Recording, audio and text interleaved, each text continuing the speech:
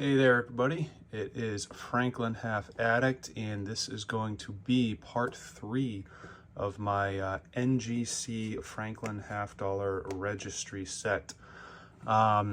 This video I'll be covering the 5 coins set out here, the 52S, the 53, 53D, 53S, and 1954. So anyone returning that's seen the first 2 videos, welcome back. Anyone that's new to the channel, welcome. It's good to have you, and I hope you enjoy the video.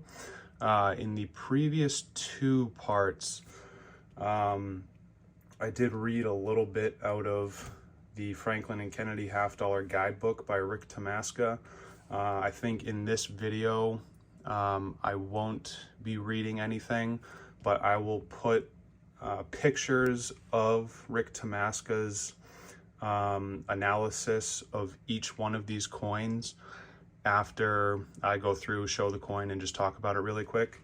That way, you guys, if you want to read about what an expert in this series has to say about each date, you can pause the video and read through. That's what I did when I first started getting into this series, probably for the first 5 years at least. I would comb through this book, read every word Rick had to say about every date. So if I was looking at a specific date and mint, for example, say the 52S, I would go in Rick's book to the 52S. He breaks it down by every single coin in the series. He talks about the specific coin overall, and then he goes into each grade range. So he'll go and talk about the mint state 60 to 63 range, and then individually he'll talk about the 64, the 65, 66, and 67 grade levels, and just go into, you know, their rarity, valuations. So it's an extremely thorough book, and I think I've said this before, anyone who's even slightly interested in the series, or someone that is considering collecting the series by date, I highly, highly, highly recommend owning a copy of this book. I have spent many, many hours reading through the book over the years. It's really an excellent tool to help you along the journey of assembling a set of Franklin $half. So with that being said, let's get into the matter of the video, the coins. Stack them up here and we'll go about one by one. So this first one is the 52S. It's graded mint state 66 with the star. This is a coin I bought from Great Collections maybe two to 3 years ago, if I had to guess. And it's just a really beautiful coin overall. That's why it was given the star by NGC. Great luster, clean surfaces, very deserving of the 66 grade, and not really a lot of toning, but the toning that is there is, in my opinion, really attractive. You get the full spectrum of the rainbow colors over on the left side of the coin. Just really nice luster overall. Kind of shimmers in the light here. Very clean surfaces. And, you know, as is typical with these San Francisco minted coins, the bell lines are just not there. They're okay on this coin, but we can see the bottom set, definitely some weakness in the middle. Quite a bit of weakness there. So this is really not even close to the full bell line designation. But it is a nice grade to have in the registry. So overall, this is a really nice coin that I'm super pleased to own.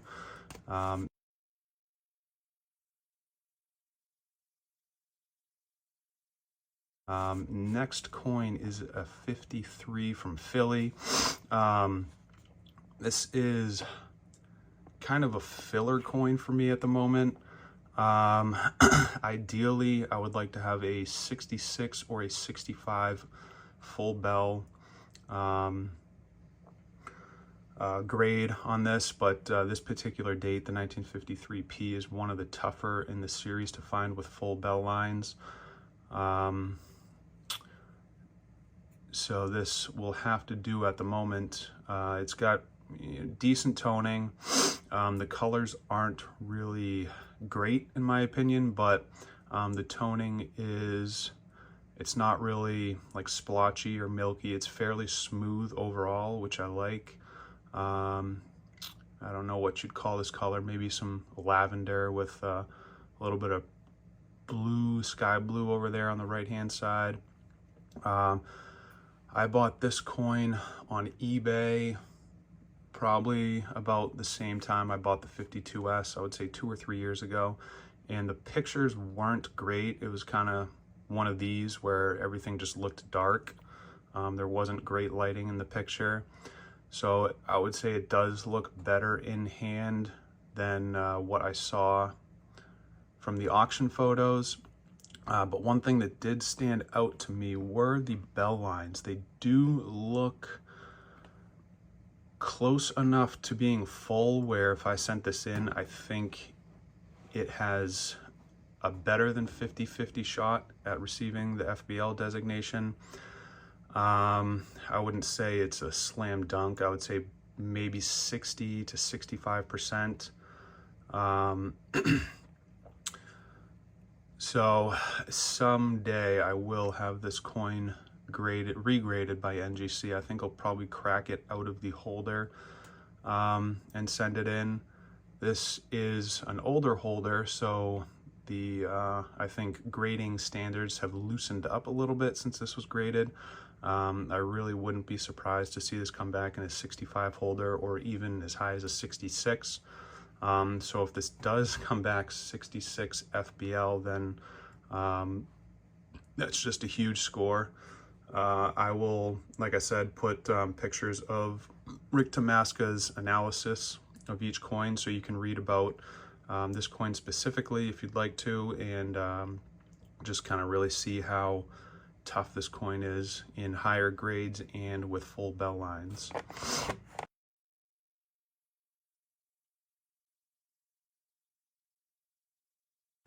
Next we have the 53D, and same with the 53. This is sort of a filler coin. It's one of the dates I've kind of put off in the series for a while. This sticker here, the EB, just stands for eBay, and then 12/22 means I bought it in December of 22. And the letters at the top is just like a code I use so I know how much I paid for it. I won't go into that, but it wasn't all that expensive. It is a nice coin, nice luster. I agree with the 65 grade. It's very deserving, but this is not a really easy date to find better, but there are plenty of nicer examples out there. So someday I will get a slightly better coin, maybe with a little toning or just slightly cleaner surfaces. But overall, definitely glad to have it in the set as of this moment.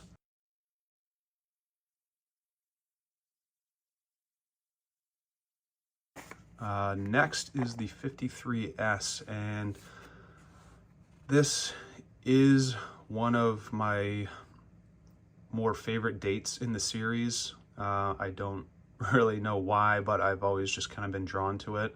And this is the second 53S I've had in my set. The original one I bought was a 66 as well, but it didn't have the star designation. To be honest, I don't know why this got the star. It really doesn't have any color to it, but it is overall a really, really nice coin. Very clean surfaces, great luster. And then that W, for those that don't know, is something NGC used for a short period of time back in maybe the early 2000s. The W stands for white. So if you sent in a coin that was all white, no toning, they would give it the W. And then if the coin had toning, they would give it a T. So if this was a toned coin, it would be 66 star T. So that's what the W means. This is, I would think, the top of the line for me with this particular date. Not sure I'll find a nicer coin in a reasonable price range, so I think this will, for a very long time, be the placeholder for me with the 1953S slot in the set.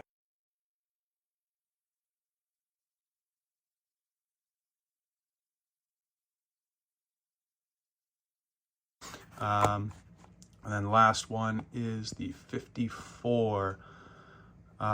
This coin, I believe I bought from somebody on Instagram. It wasn't an older holder, NGC graded 65. It did not have the full bell line designation when I bought it, but when I looked at it, I could see the bell lines were definitely full, so I sent it in for reconsideration and came back 65 full bell lines. So really cool toning on the obverse. I really love like the pink and greens over here. Kind of that golden yellow, some burnt orange, and maybe some, you know, deep magenta colors around the God and we. Reverse, not quite as nice as the obverse, but still pretty nice in my opinion. So yeah, there we have it. There are the next 5 coins in this series.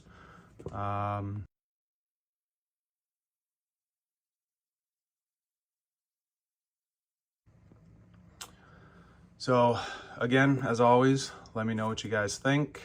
Leave a comment down below. Give it a thumbs up if you like the video. And as always, thank you for watching and have a great day.